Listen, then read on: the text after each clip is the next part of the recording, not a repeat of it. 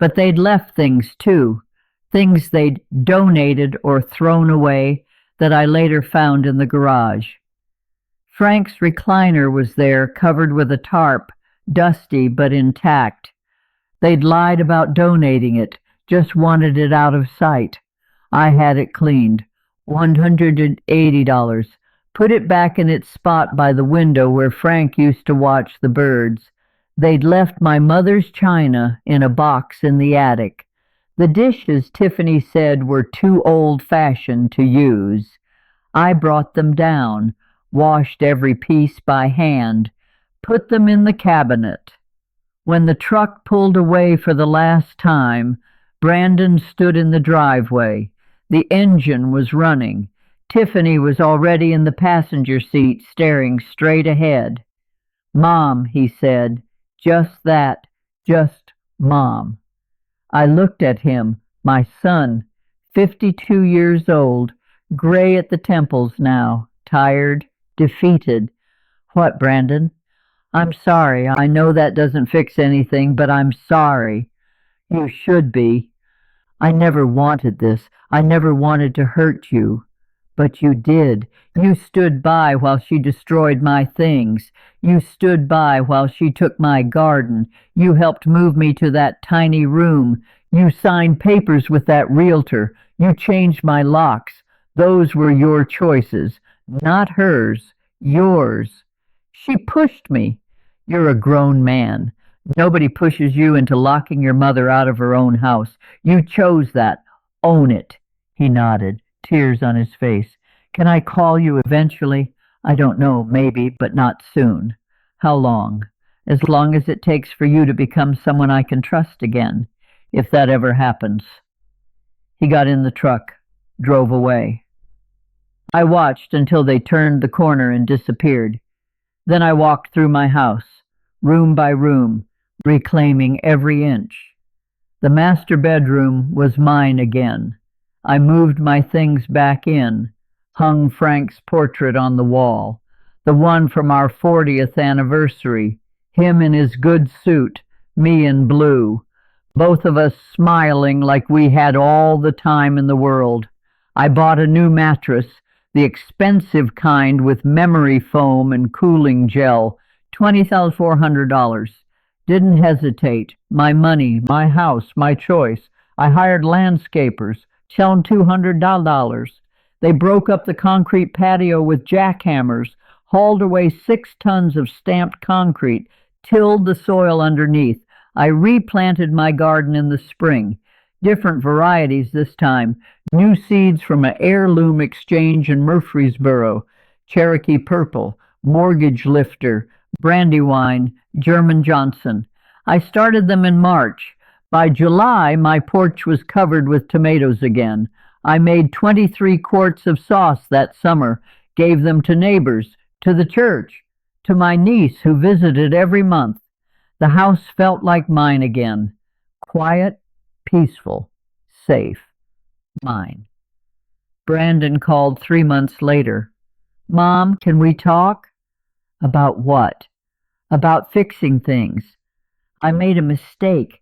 Tiffany pushed me." "You're 52 years old. You don't get to blame your wife. You chose to lock me out. You chose to try to steal my house. Your choices." "I'm sorry." "Sorry means nothing without change." I left her. "Tiffany, we're getting divorced." "That's between you and her." "Can I visit? I want to make this right." "Make it right how? By pretending you didn't betray me? By asking to move back in?" "No, just, I want to fix things. I want my mom back." "Your mom died when you locked her out. I'm still here, but I'm different now." "Can I try?" I closed my eyes, thought about Frank, about what he would want. Maybe, eventually, but not yet. How long? As long as it takes for me to trust you again, if I ever do. I hung up. I'm 80 years old now. I live alone in my house, the one I bought with Frank in 1998, the one we saved 12 years to afford, the one I fought a legal battle to keep. I have new locks on every door, deadbolts, security cameras that William helped me install, 4 cameras covering every entrance, motion sensor lights, a Ring doorbell that records everything. My niece can check the cameras from her phone if I don't answer. My will is updated. William handled it. The house now worth $465,000, according to the assessment that came last month, goes to my niece Sarah when I die, not Brandon. The will explicitly states, I leave nothing to my son Brandon Edwards due to his attempts to fraudulently acquire my property and his participation in my illegal eviction. William said, I didn't need to include the reason. Just leaving him out is enough, he said. No, I told him. I want it in writing. I want him to know exactly why. My retirement accounts, $180,000 in savings and investments, are split. Half to Sarah, half to a scholarship fund at Tennessee State for accounting students, in Frank's name. Brandon gets nothing. Not $1, not one piece of furniture, nothing. I grow tomatoes every summer. Cherokee purples and brandy wines and varieties I'd never tried before. I save seeds, start them in March under lights I set up in the spare bedroom. Transplant them after the last frost, usually mid-April here. By July, my garden is full. By August, I'm making sauce. Last year I canned 32 quarts, gave most of them away. The church, the neighbors, Sarah and her family, the woman at the farmer's market who trades me her honey for my tomatoes. I volunteer at First Baptist twice a week, run the food pantry on Wednesdays, balance the books for the church treasurer on Fridays, keep my mind sharp, keep my hands busy. I have coffee with my sister Claire every Tuesday at the pancake pantry. We've been going there for 15 years, same booth, same waitress. She knows our order before we sit down. I read 3 books a week, mysteries mostly. Sue Grafton, Louise Penny, the kind where justice wins in the end, where the truth comes out, where the bad guys get what they deserve. I balance my checkbook to the penny every month. Always have, always will. Numbers don't lie. Numbers are fair. I'm alone in this house, but I'm not lonely. There's a difference. Loneliness is wanting people who don't want you back. Being alone is choosing peace over chaos, choosing quiet over cruelty. I chose peace. Brandon sends cards on holidays, birthday, Christmas, Mother's Day, generic cards from Walgreens with generic messages. Thinking of you, wishing you well. Never, I'm sorry. Never, I was wrong. I don't respond. The cards go in a drawer. Maybe someday I'll be ready to open that door again. Maybe I won't. I'm not sure yet. He called last Christmas. I didn't answer. He left a voicemail. Mom, it's Brandon. I just wanted to say Merry Christmas. I miss you. Tiffany and I are divorced now. Has been for 8 months.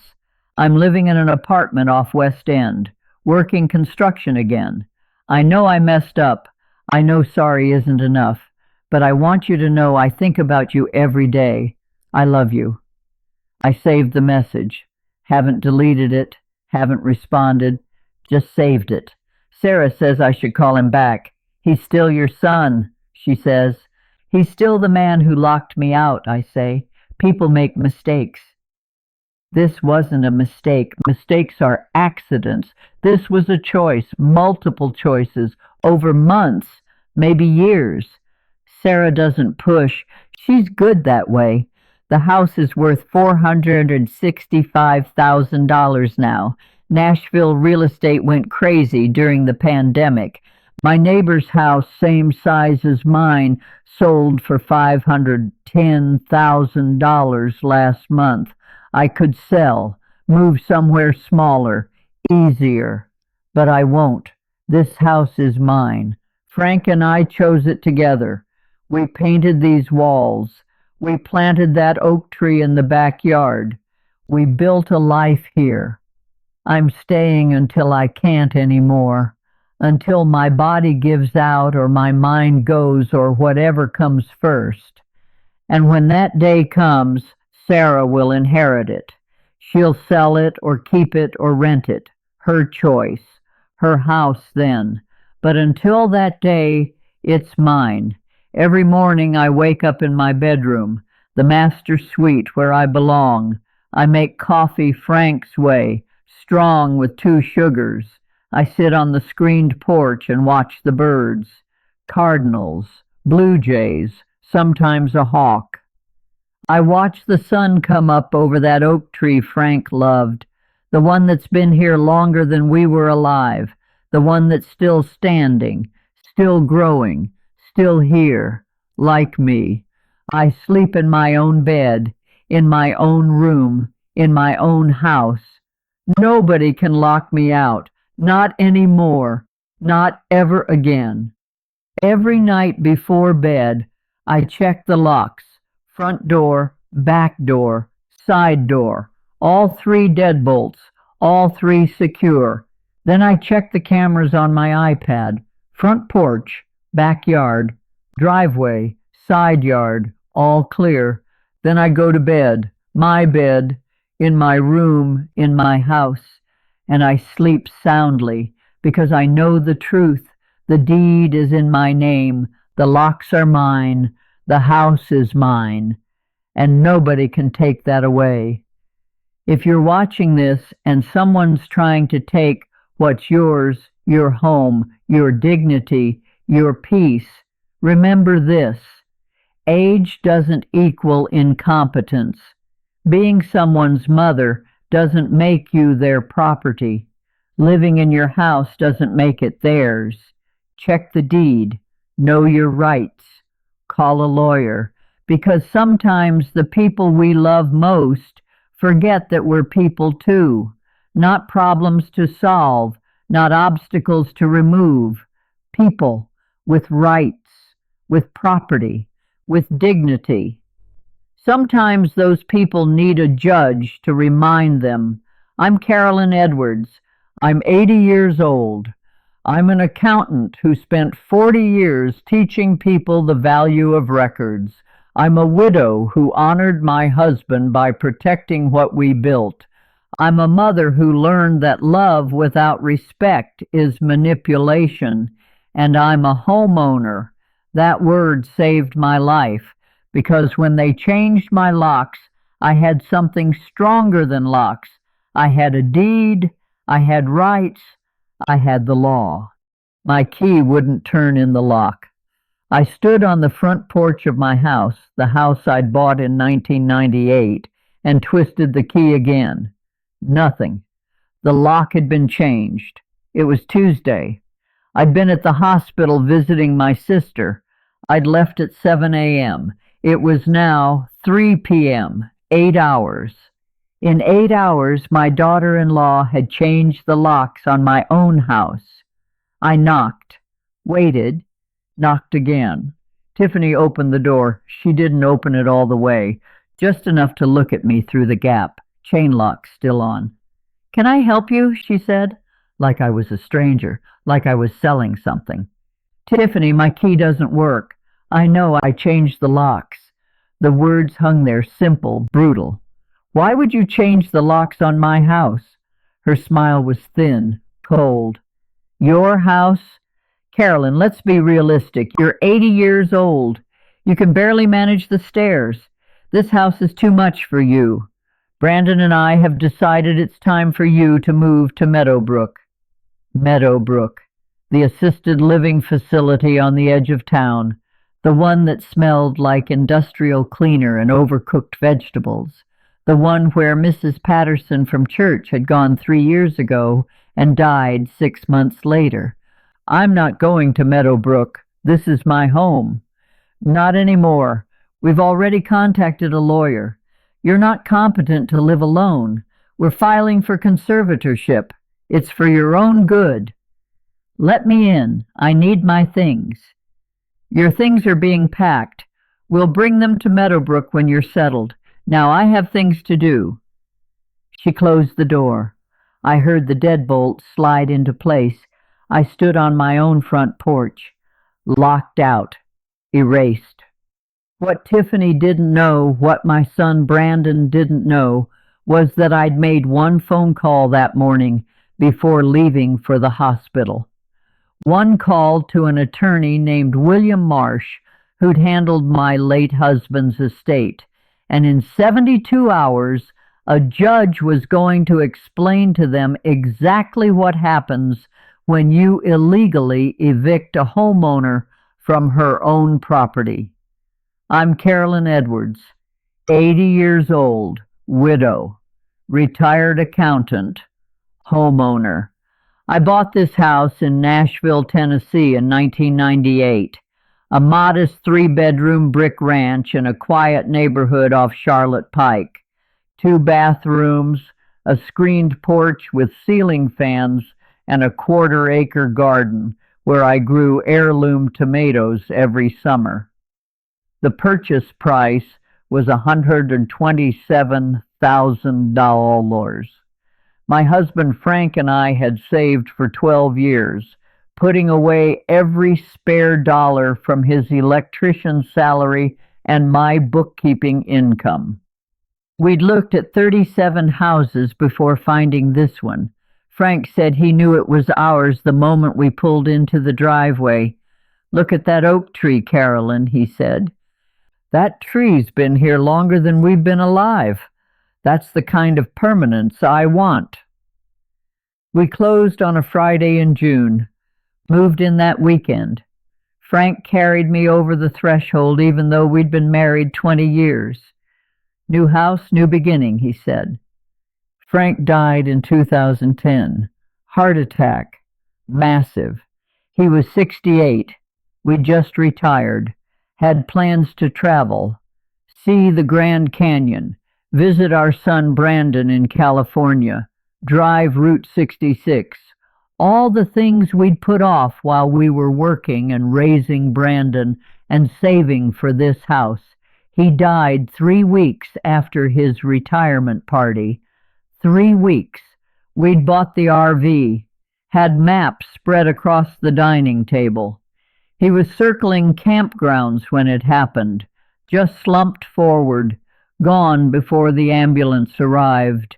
The funeral cost $12,300, traditional service at First Baptist, plot next to his parents, headstone with both our names, his dates filled in, mine waiting. I paid it all from our savings. I kept working as a bookkeeper for another 6 years. Couldn't bear to retire without him. Kept paying the mortgage, $980 a month for 15 years total. I paid it off in 2013. The house became mine, free and clear. Carolyn Marie Edwards, only my name on the deed. My son Brandon was struggling in 2016. His marriage had just ended. Messy divorce. His ex-wife got the house. He was living in a studio apartment, paying child support, drowning in debt. $43,000 in credit cards and legal fees. "Mom," he called one night. His voice was broken. "I don't know what to do. I'm working 60 hours a week and I still can't keep up. I can barely afford to see my kids." "Move home," I said. No hesitation. "Get back on your feet, save some money." "Mom, I'm 46 years old. And you're my son.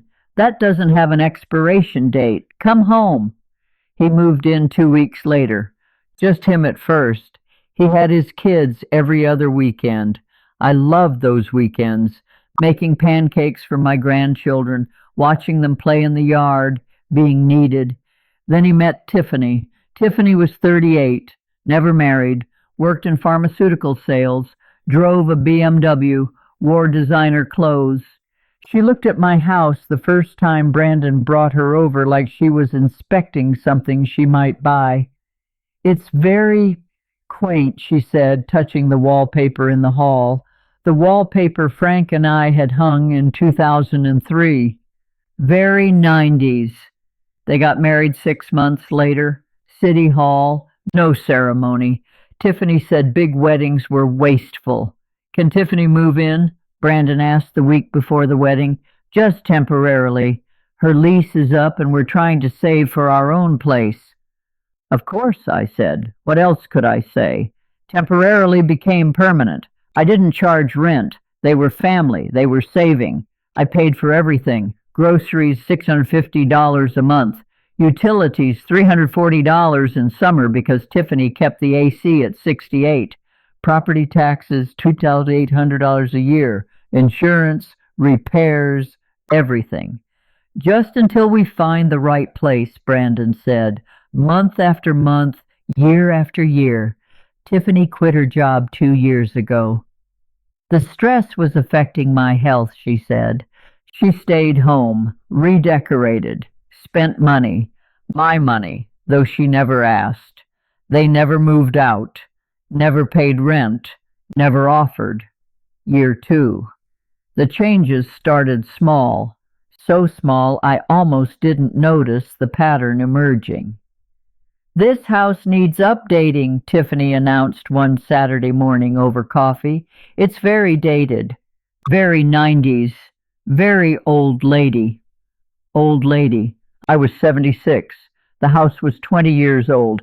Everything in it had a story. Everything had been chosen with care. But to Tiffany, it was just old.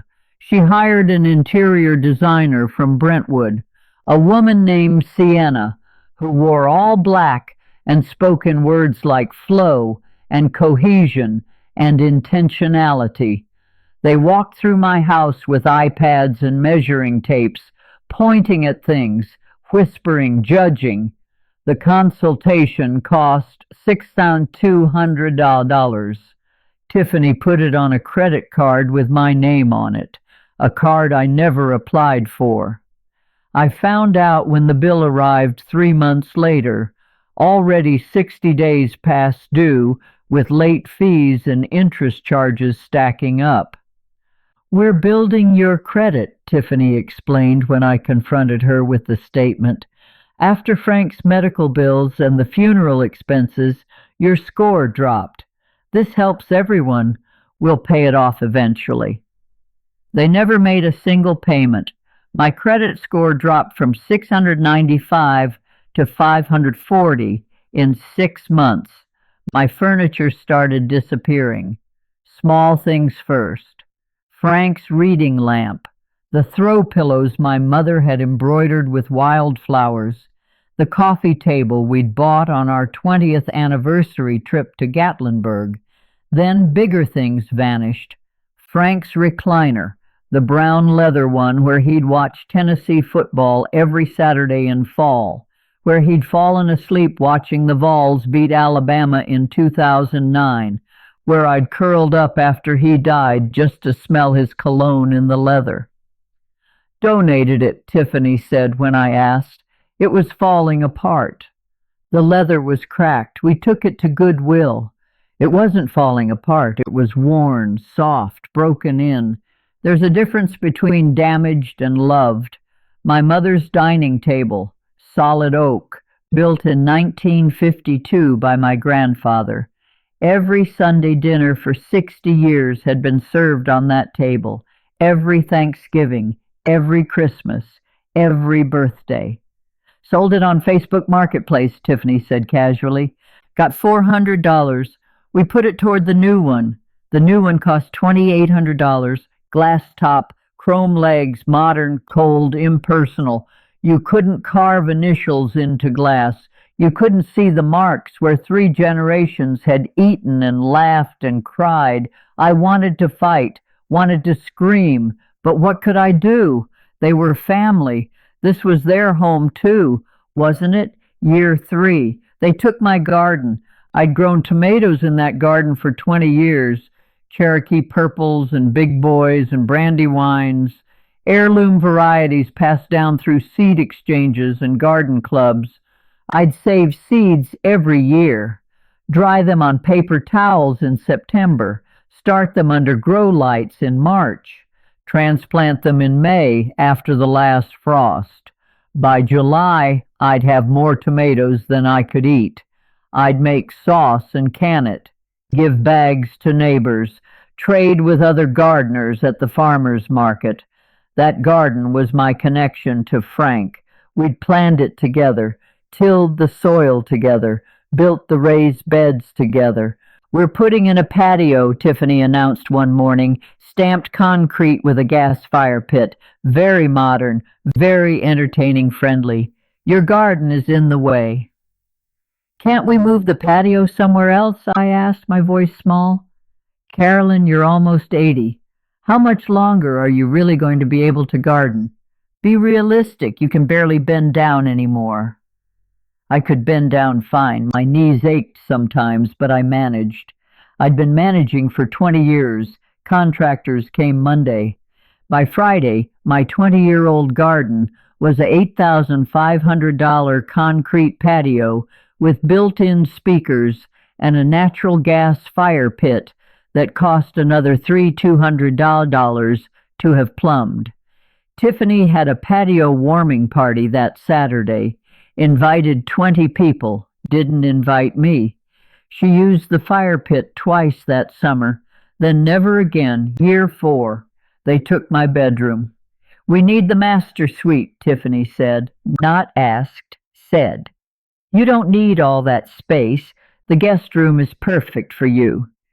The guest room was 10 by 12, one small closet, one window facing the neighbor's fence. "But all my things. You have too much stuff anyway. Time to downsize."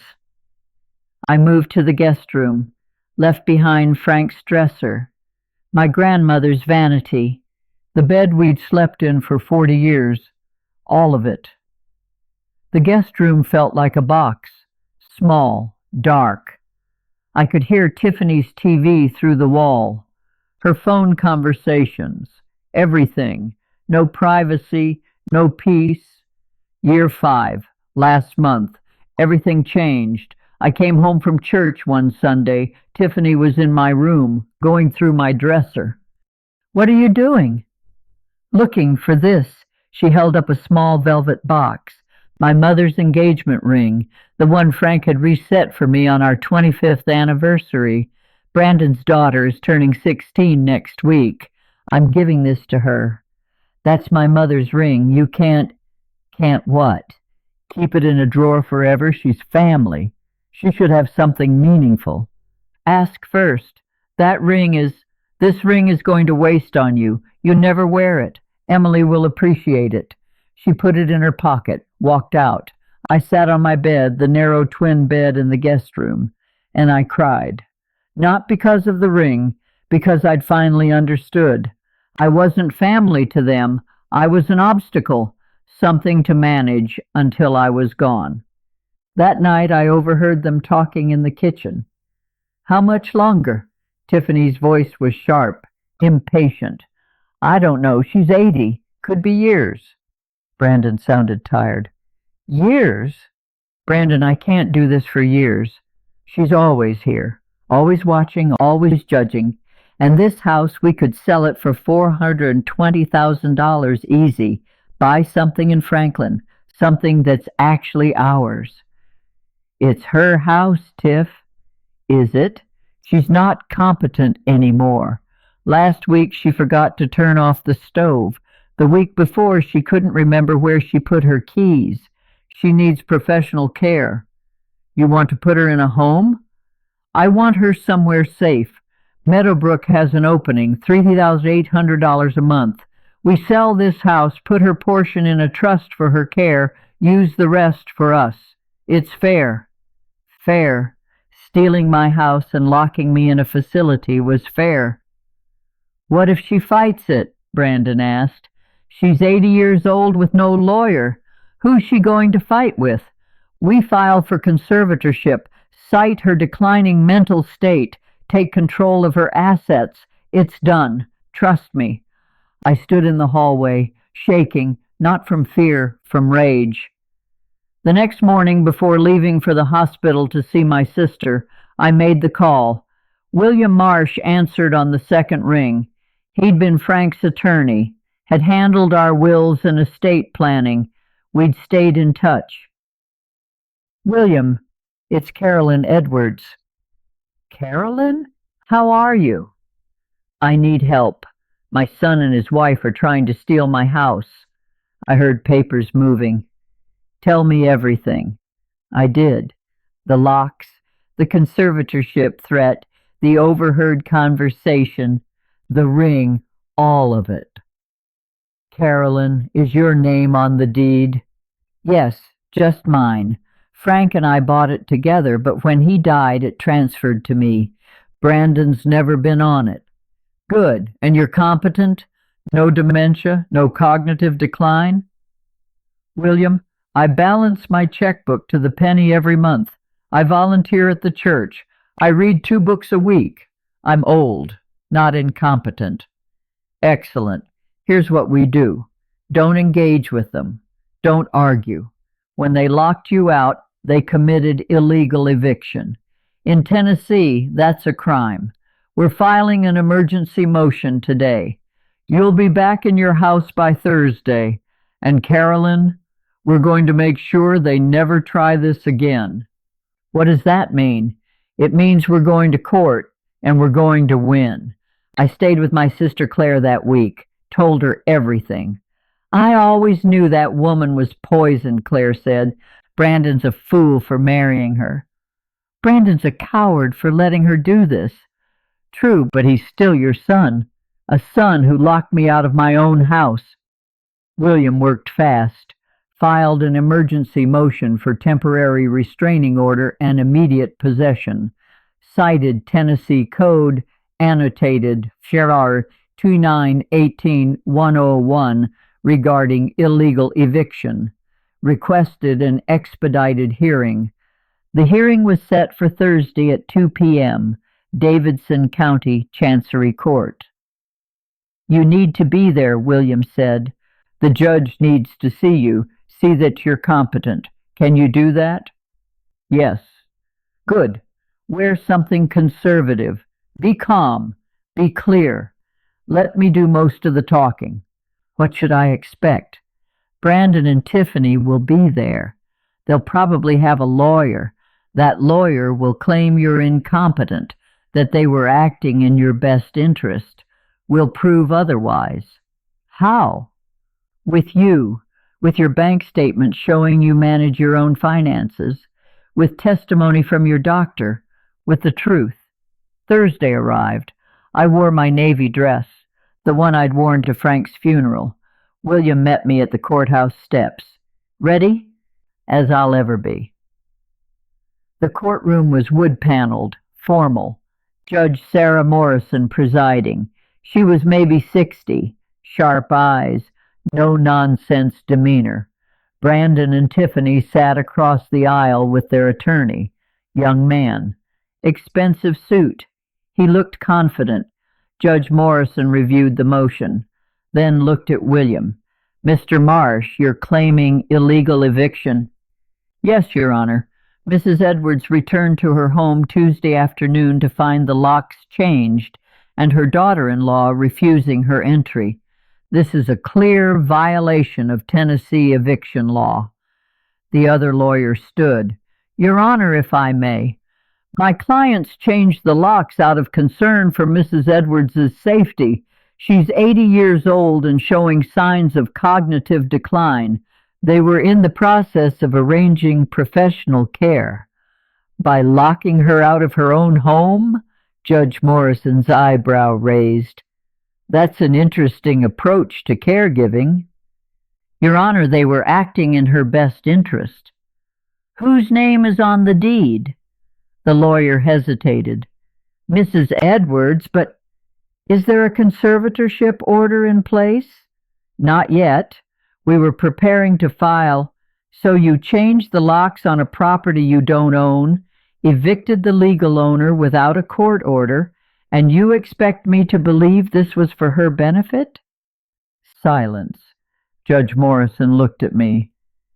"Mrs. Edwards, can you approach the bench?"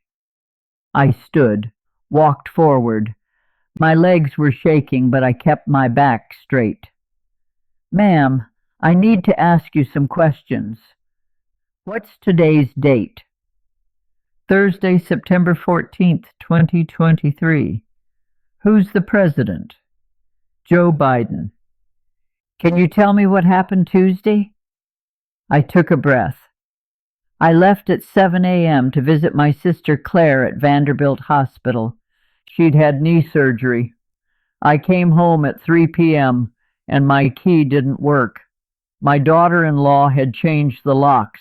She told me I was being moved to Meadowbrook and that they were filing for conservatorship." "Do you want to go to Meadowbrook?" "No, Your Honor. I want to live in my house, the one I bought, the one I paid for." "Do you manage your own finances?" "Yes, Your Honor. I balance my own checkbook, pay my own bills. I have bank statements if you'd like to see them."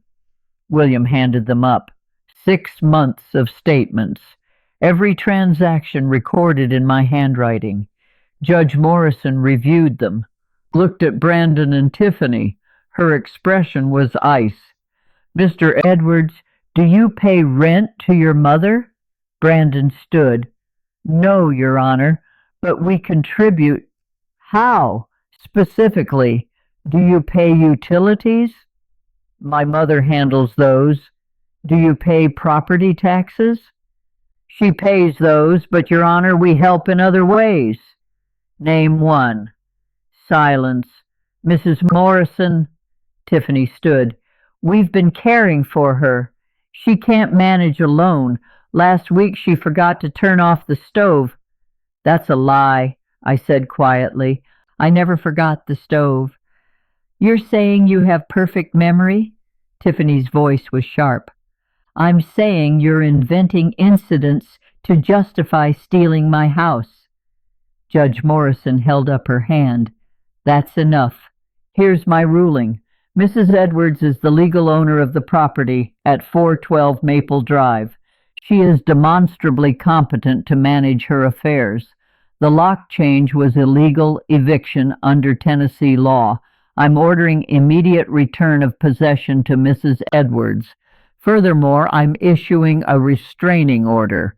Mr. Edwards and Mrs. Edwards," she looked at Tiffany, "you have 72 hours to vacate the property.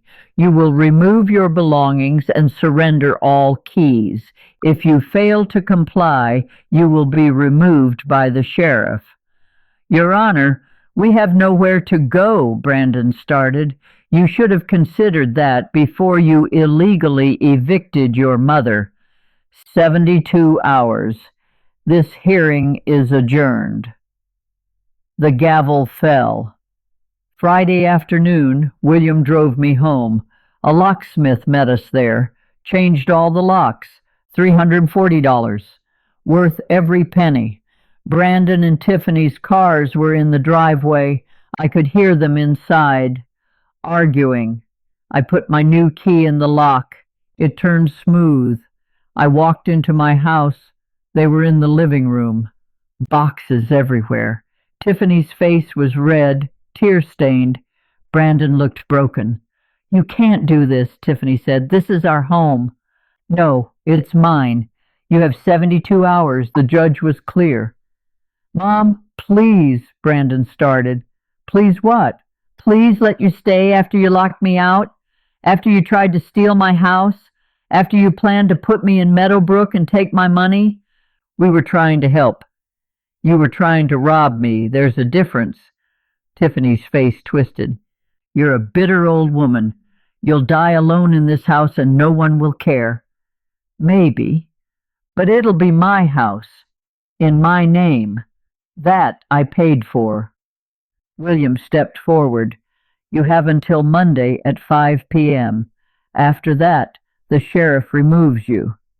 Choose wisely." They moved out Sunday. 2 trips with a U-Haul truck rented from the location on Nolensville Pike. Tiffany supervised everything, face hard with rage, sunglasses on even though it was overcast. Brandon loaded boxes in silence. Wouldn't look at me. Couldn't look at me. I watched from the porch. Didn't help, didn't interfere, just watched my son carry out the life he'd built in my house on my money while planning to steal everything from me. Tiffany took the modern furniture, the glass table, the chrome lamps, the abstract art she'd bought with my credit card, the expensive rugs. All of it went into the truck.